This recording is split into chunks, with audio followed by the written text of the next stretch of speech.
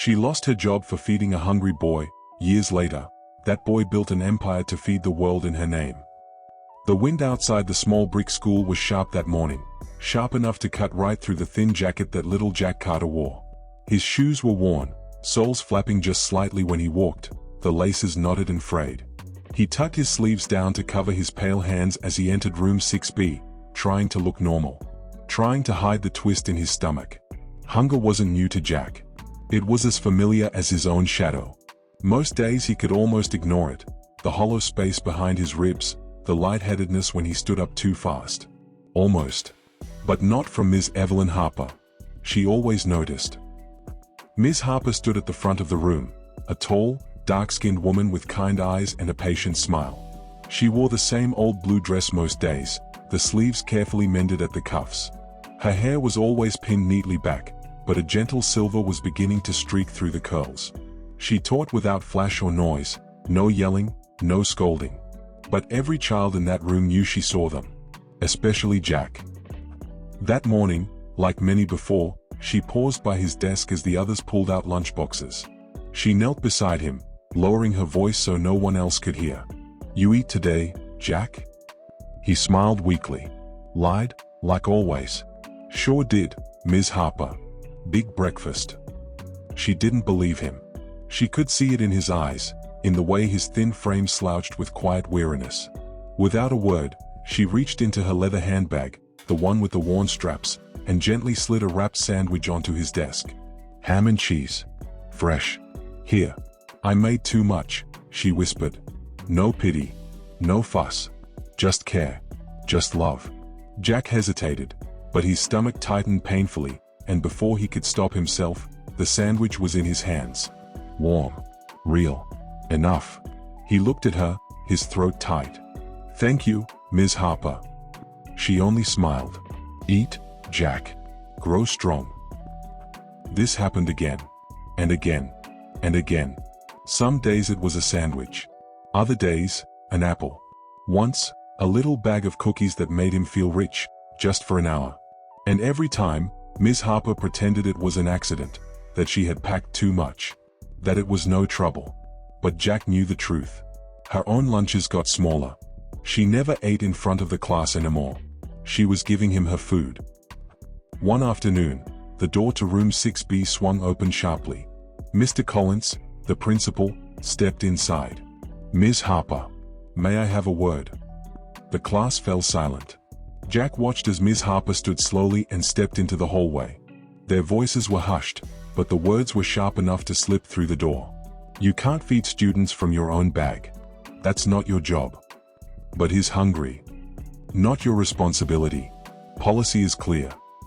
"And what would you have me do? Watch him starve?" "Enough, Evelyn. Pack your things. You're done here." Silence. Jack felt his heart freeze. Minutes later, the door opened again. Ms. Harper came in, her face calm, her eyes soft, but in her hands was a cardboard box filled with her few belongings. A framed photo of her parents. A faded lesson plan book. A coffee mug that said "World's Best Teacher." She looked around the room. Her gaze landed on Jack. For the first time, she smiled without hiding the sadness. "Goodbye, children. Be kind to each other." And then she walked out. No applause. No thanks. No justice. Jack sat frozen at his desk, hands curled into fists. The sandwich wrapper lay empty beside him. His eyes burned. He wanted to stand, to speak, to run after her, but he didn't, couldn't. A 12-year-old boy had no power over rules, or hunger, or the world. But in his heart, a quiet voice rose. A promise. "One day, I'll repay her. Somehow. I swear."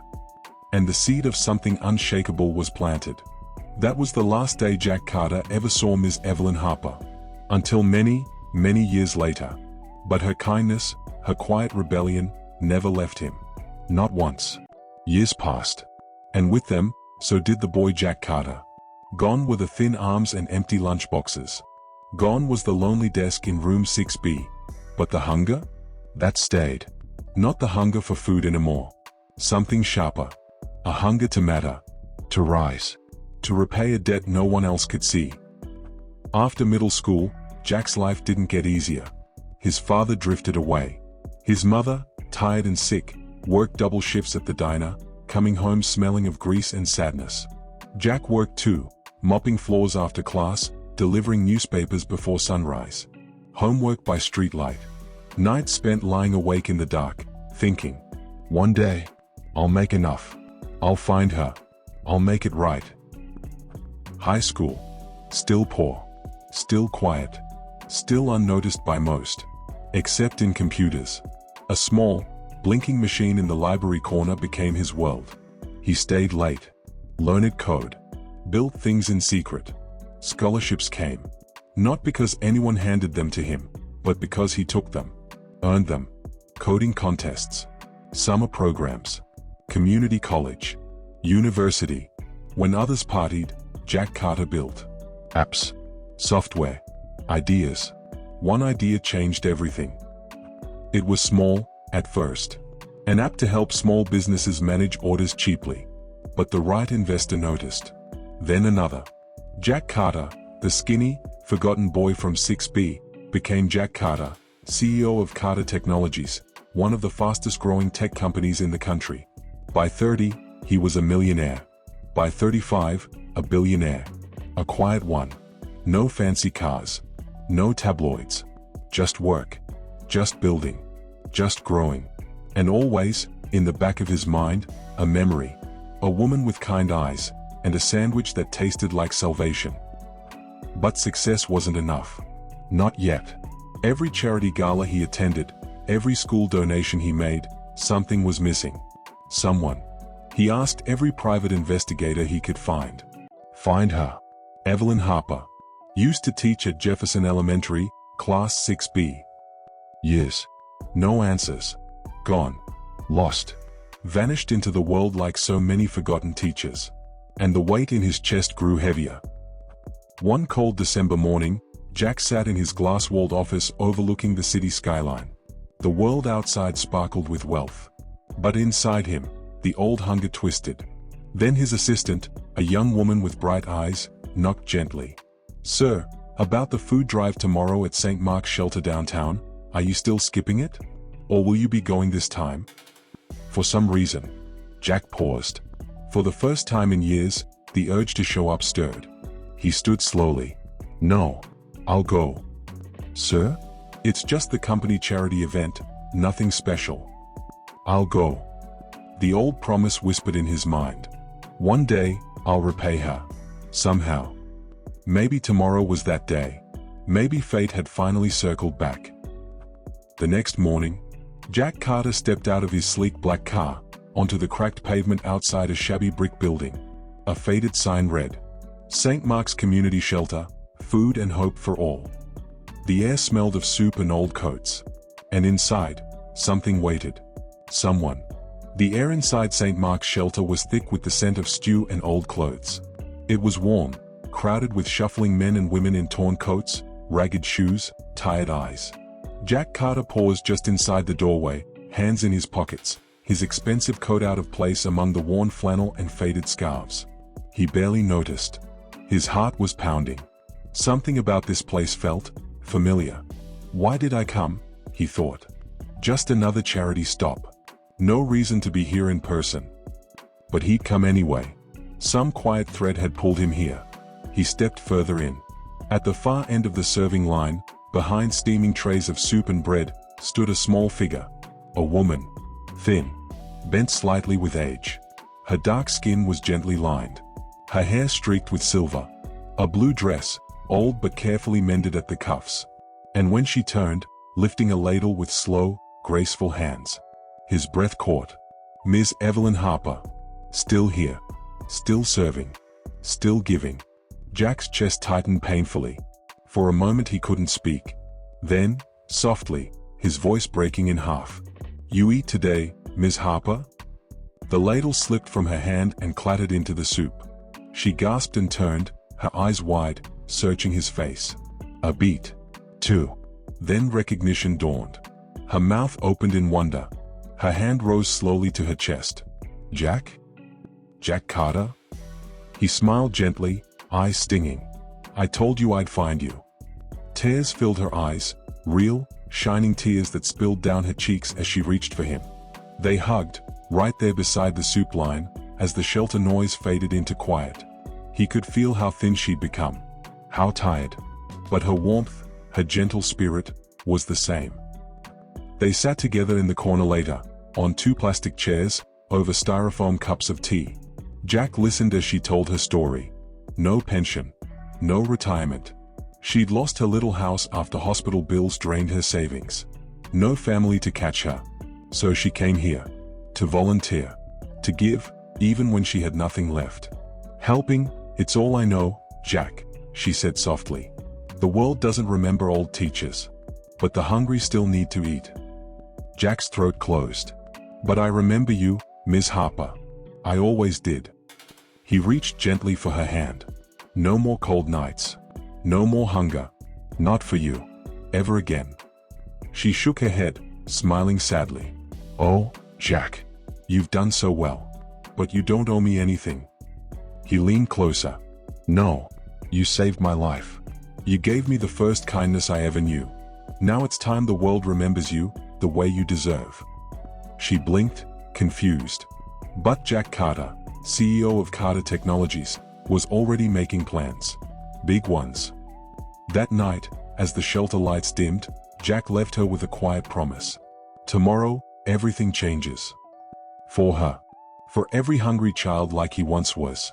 For every forgotten teacher. And in the crisp winter air outside St. Mark's shelter, Jack Carter smiled. For the first time in years, the hunger inside him was gone. The press gathered in quiet confusion at the grand hall of the Carter Technologies headquarters. Reporters. Cameras. Curious investors.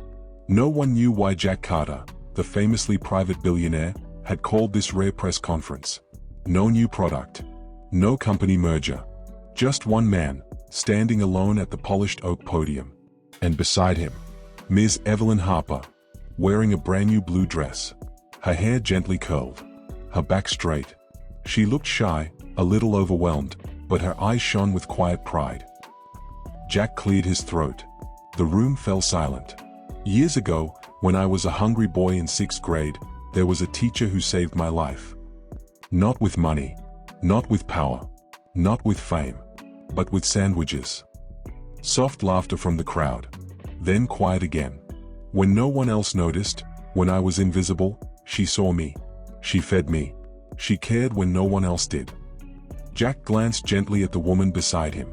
Her name is Evelyn Harper. And today, she is no longer forgotten.